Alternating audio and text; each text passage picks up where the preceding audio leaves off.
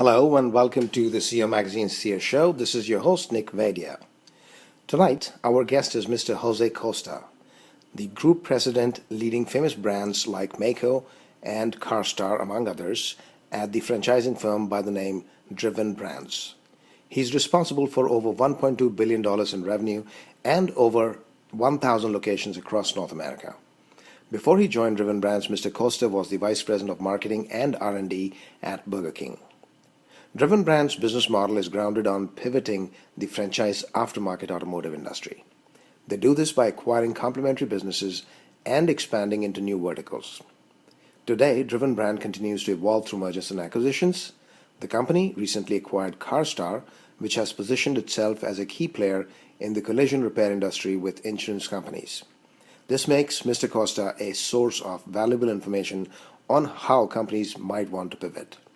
So folks, here is Mr. Costa for you. Jose, thank you so much for joining me on the CEO Show. I really appreciate your time. Thank you for having me, Nick. Wonderful. And I heard a lot about you, that you've done this sort of work, M&A, and managed portfolio companies and portfolios for franchising business, as well as, dealt with a lot of what we typically call pivoting in the Silicon Valley language, at least, where if a company is failing or if a business model is not working, you do something magical and then it works. So we want to get into that magic aspect of it. So Okay. why don't you begin with describe me a little bit about this Driven Brands? All right. Driven Brands is the largest automotive platform in the franchise automotive aftermarket. So we own iconic brands like Maaco and Meineke. We recently acquired CARSTAR, both in the US and Canada. It's 100% franchise owned and operated. We're owned by one of the largest private equity firms in the world, Roark Capital. And we're basically trying to consolidate different brands within the automotive aftermarket space. Right now we have 4 verticals. The first one is paint and collision. We have Maaco, CARSTAR, and Drive and Style under that first vertical. That's the vertical that I run as group president. The second vertical is repair and maintenance. We have Meineke with about 1,000 locations in North America. We have Merlin's in the Midwest. The next vertical is 1-800-Radiator, which is a distribution vertical. It's a distribution company. And the last one is Quick Loop. And we recently bought North Florida Loop, and we have Econo-Loop as well. So think of a shared service function that supports all the verticals. And under shared services, we have legal, HR, accounting, finance, M&A. And then the operating functions, marketing, training, operations, IT, they sit in each one of the verticals. Okay, so from a pivoting perspective, given that this is a franchising model, within the franchisee, there's not a whole lot of flexibility. Am I correct in assuming that? Yes and no. The most successful franchise owners, they follow the playbook. That's actually why they join a franchise system. If they were true entrepreneurs, they would start their own companies. So I like to call them light entrepreneurs. They still want to be independent, but they want the guidance and the guardrails of a franchise business. So there's very strict rules and guidelines that franchise owners need to adhere to, but at the same time, we give them flexibility. So for example, around marketing and price point advertising, we give the franchise owner the flexibility to customize the price point based on the needs of their marketplace. Interesting. So when you talk about M&A, what exactly do you mean? Is it M&A across the brands, or is it within the franchise you buy independent owners and convert them into franchisees? It's a little bit of both. In the automotive aftermarket in North America, if you think of just pick body shops, for example, there's around 34,000 body shops in the US. And the market, it's not consolidated. About 3% of the market is controlled by 4 or 5 companies. So that means there's a lot of white space for companies like Driven Brands to start acquiring both independent body shops, local, regional chains, and then national bigger competitors. There's a lot of white space. So this fragment, so in a sense, your mandate, sort of, if I'm not wrong, sounds like, is to take this completely, fractured or defranchised businesses. They're completely fragmented in the industry, and you want to consolidate them and increase both profitability as well as revenue. Or Right. Can you explain a little bit of that? That's right. So we are a franchise platform. So we disclose in our franchise documents what the average profitability would be for a franchise owner. And we're always looking for ways to improve that profitability. On the Maaco side, for example, on $1.2 million top line sales, a franchise owner on average would make anywhere between 12, 13, 14 points all the way up to 16, 17, 18 points. So we look at purchasing as Driven Brands. We try to bring all of our purchasing power together to go out and negotiate better deals for our franchise owners. That's one aspect of profitability. Another aspect can be identifying top performers within our system and allowing them to grow quickly by acquiring 1, 2, 3, 4 more locations. So the independent owner can have multiple locations and thereby also benefit from the scale. That's right. And they can have, going back to our initial conversation, they can have multiple locations within one vertical. So they could have 5, 6, 7 Maacos or Meinekes, or they could have multiple locations across verticals.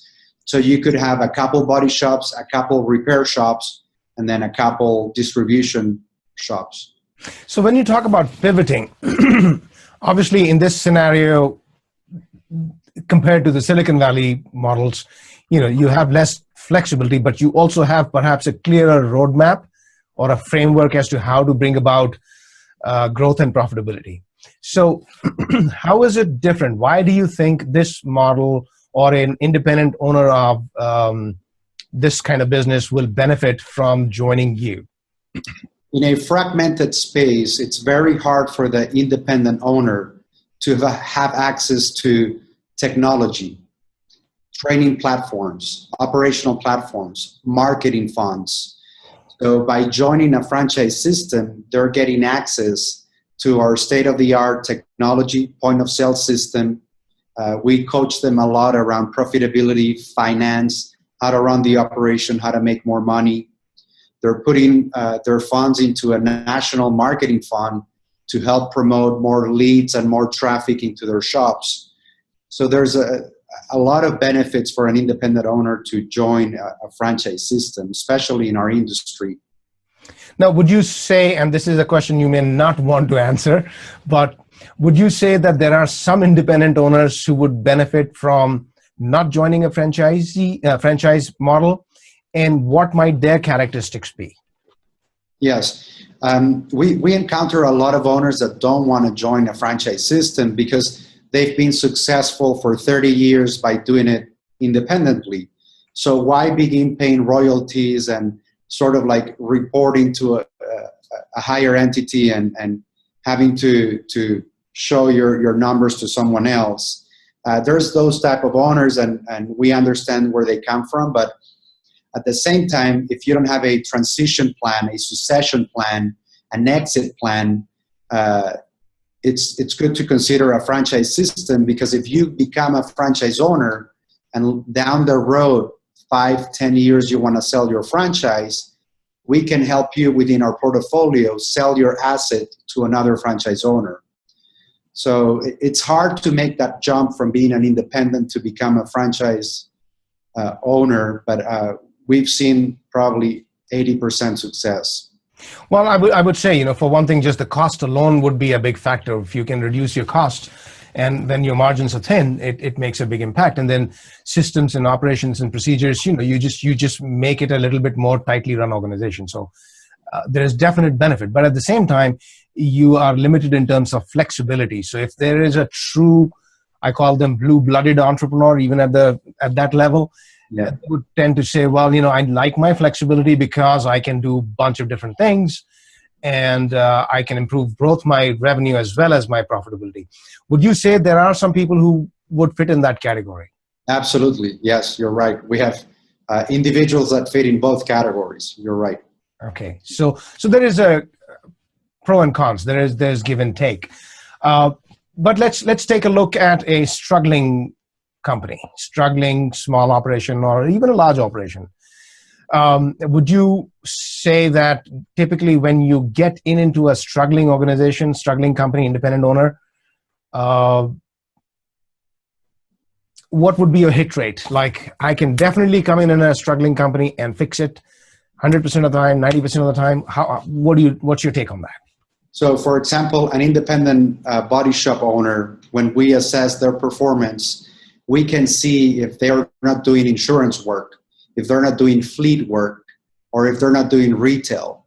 And we always try to find a healthy mix of all those three businesses, because the more diversified they are, the higher the probability of success. So take 2008 when the recession hit. If you were very dependent on retail and you didn't pay attention to fleet or insurance, then you got impacted very hard with the recession. So we assess and we coach our franchise owners to diversify the revenue stream by looking at fleet opportunities and insurance opportunities. For example, if you're an independent owner, and we as Driven Brands do a lot of business with Allstate, Geico, State Farm, Progressive, that means that if you have the right equipment, training facilities, you're going to have access to that business. But if you're an independent owner, it's very hard for you to be able to reach those brands and those companies, right? Right.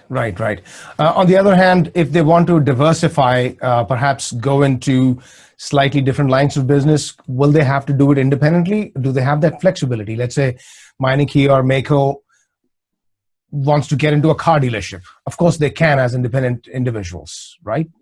We have an advisory council made up of franchisees, and if we want to test ideas or we want to pilot creative ideas that either they came up with or we come up with, we definitely use that avenue to test market those ideas. And I can give you a perfect example. Maaco's historically have been in industrial areas. It's a big warehouse where you do a production shop, and driving retail traffic to those areas is difficult. So with the help of one of our franchise owners, they wanted to test a retail concept where we put a sales office in a high traffic retail area. And we capture the consumers in that high traffic retail area where they're shopping, and we transport their car to the production facility, get them a loaner, and they never have to drive to the industrial area of town. That came from a conversation with a franchise owner that wanted to test that idea. Today we have about 20 in the US and 25 in Canada, and it's a very successful model. Very interesting. So that's basically means that the franchisee, the franchise company is actually open to new ideas and is flexible. But if they wanted to do it by themselves without your permission, they wouldn't have been able to do. Yes and no. Sometimes they ask permission up front, and we work together, and we put a lot more resources behind it. And then sometimes we learn after the fact, and we work with our franchise partners. If it's a good idea and it's generating good results, then we'll test it again with their help. So we do encourage a lot of innovation coming from our franchise owners. Excellent. Now, your past experience is pretty diverse as well. I believe you worked with the Burger King. That's right. And by any chance, did you work with Russ Klein? I joined Burger King right after Russ Klein. He had left, and I joined afterwards. Interesting. But, he's a very interesting person and a good friend of mine.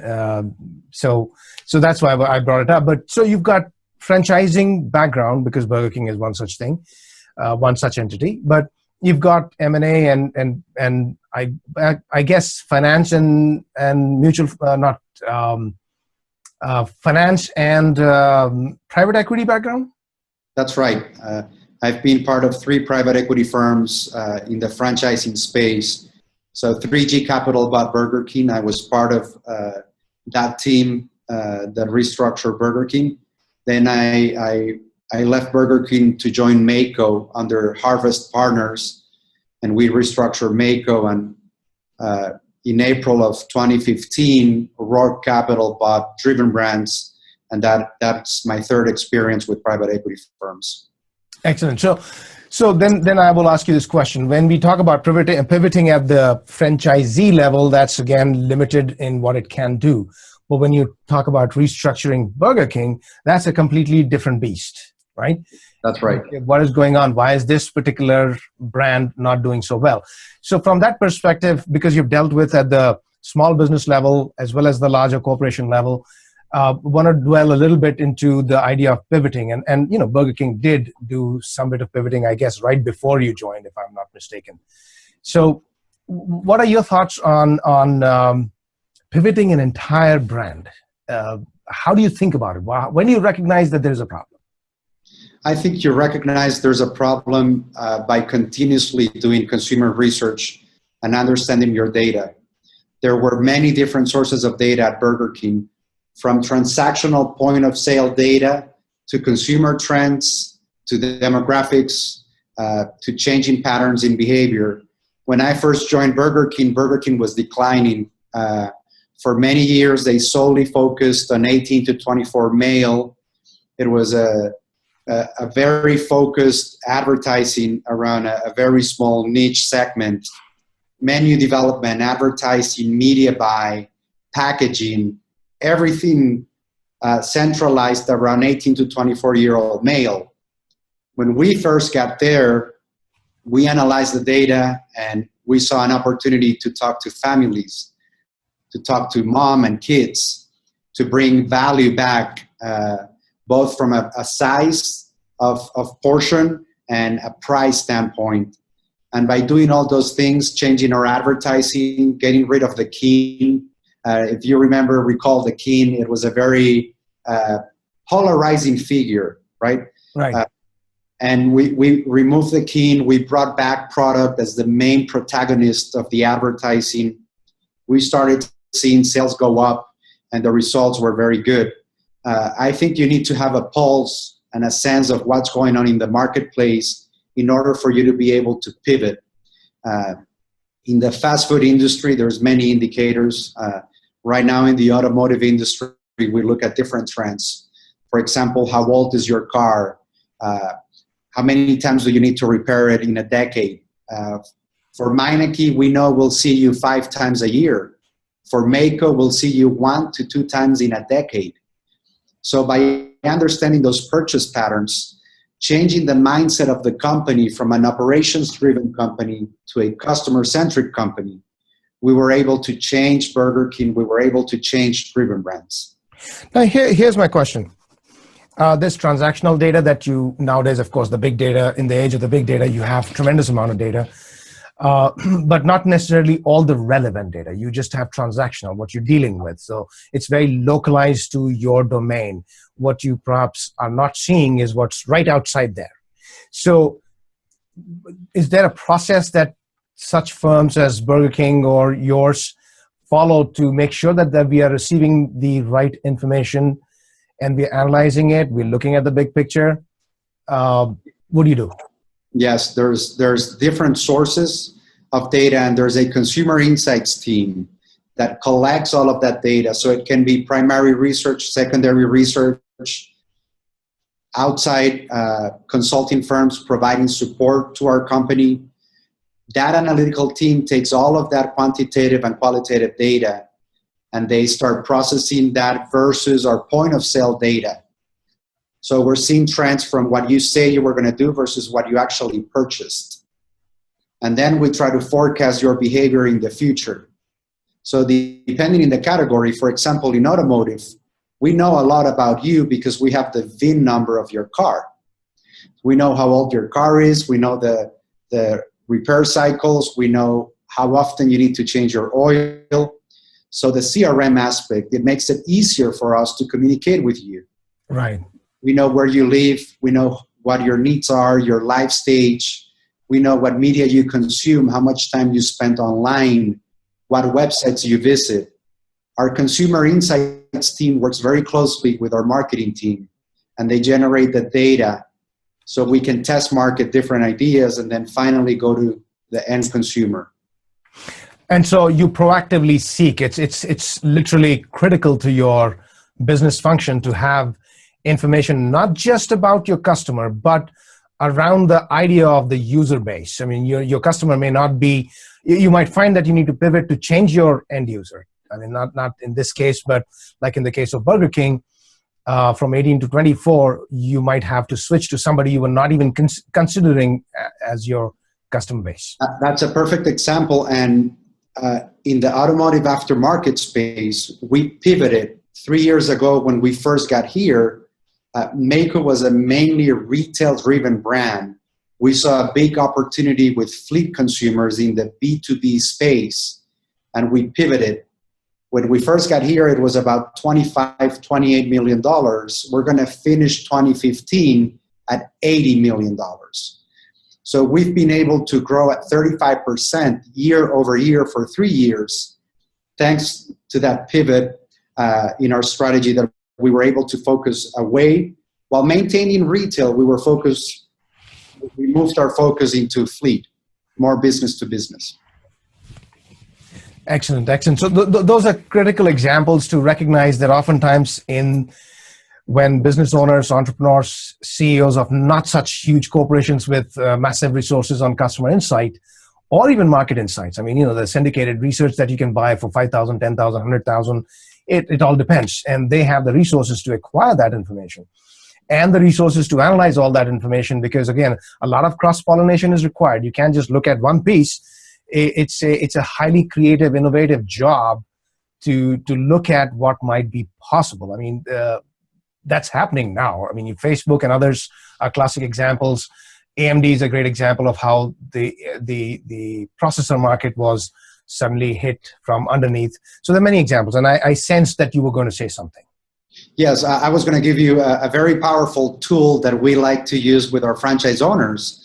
If you don't have the budget or the capacity or even the foresight to leverage a lot of data and insights, a very simple way to get feedback from your consumers is to go out into the dining room or go out into the waiting room and talk to the consumers while they're waiting for your service or consuming your service.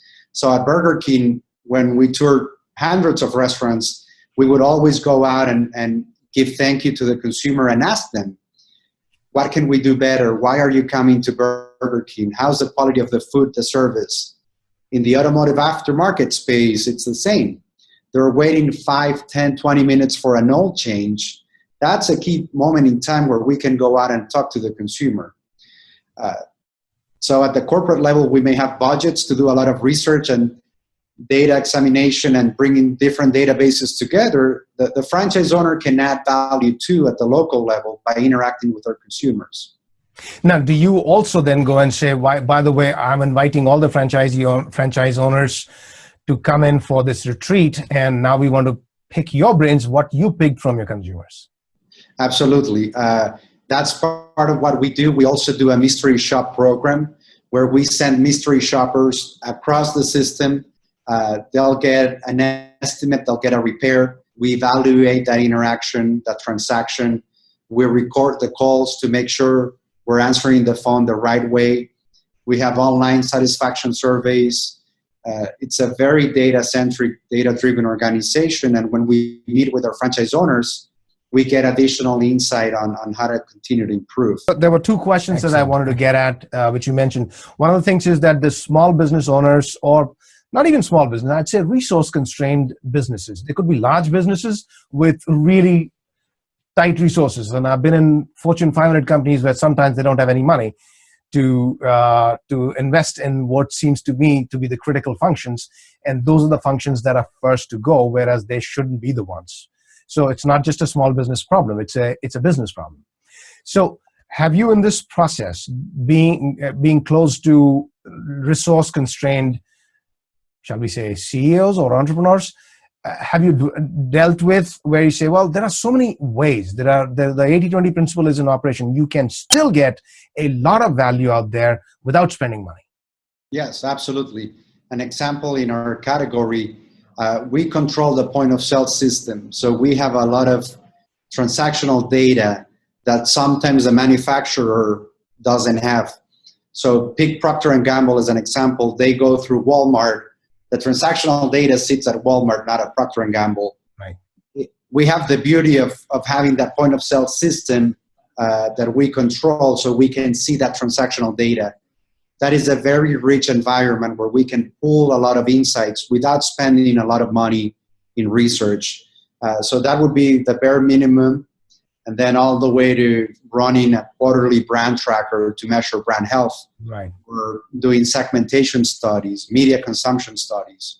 Interesting. And you know, what people don't realize is you don't need massive volumes of data. I mean, you do to be better. But for some basic insights, you don't really need to be so-called statistically significant, huge data points. And you can gather information. Absolutely. I can give you another example. The repair cycle at Maaco, it usually takes 3 to 4 days. By analyzing the data, we found out that consumers are doing their research online and watching TV mainly Thursday, Friday through Saturday, Sunday. So we put 70% of our media buy in those 4 days. And we saw an increase in traffic on Monday because they researched during the weekend, they dropped their car off on Monday. That was a very affordable analysis that we did in-house. Right. We saw very, very good results. And sometimes to talk about pivoting, sometimes the idea comes from cross-pollination. You look at 2 different data points and you say, well, that's one thing we are not looking at, and perhaps that's really our next growth phase. That's where our growth phase lies. This is already matured to competitive, but they are underserved. That group is underserved, or that's business is underserved. Absolutely. You need to have an inquisitive mind. Read any newspaper, any magazine, spend a lot of time researching online, observing consumer behavior, and you can draw and connect many conclusions and many points. Right. Now, is that a significant portion of your job, or do you have people specifically allocated? Your job is customer insight or market insight. How do you manage that? My entire career for the last 20 years has been in marketing. So I think and act like a marketer in everything I do. So every morning I take a couple hours very early in the morning to research, read, absorb as much information as I can from various online sources. One of the questions I have is, when do you know that there is a need for pivot? Is it when you start seeing the results in your bottom line or top line, or even before that you get a sense of, you know what, there is a problem brewing?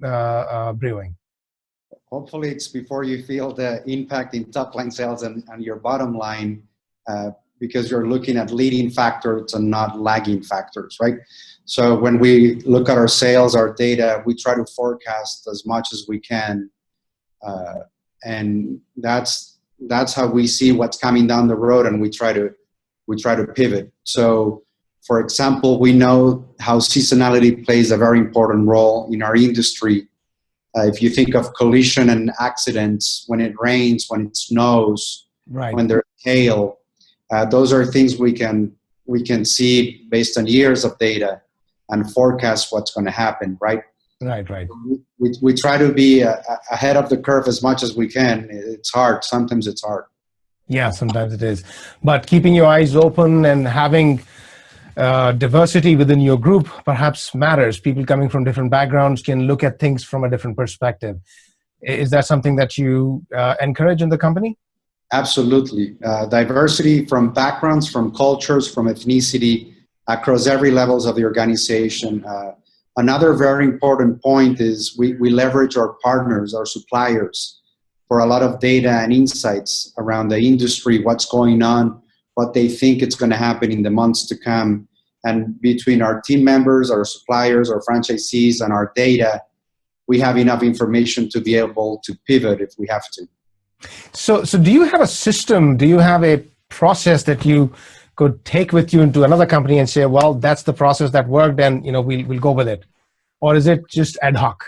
No, we do. We do have a process, and that's why our management team has been together for about 6 years now. And we've done it in 2 industries with 2 separate companies. It's a very well-defined model that we follow, and it works. That's interesting. Now, is that something only for automotive, or do you think you can take that model and run with it across? You can take it anywhere. We came from the quick service, fast food space into automotive. Talk about 2 completely different industries, and it worked at Burger King, and it's working here at Driven Brands. Excellent. Thank you so much, Jose. We look forward to talking with you again. Nice meeting you. Thank you so much, Nick. Take care. You too. Bye-bye.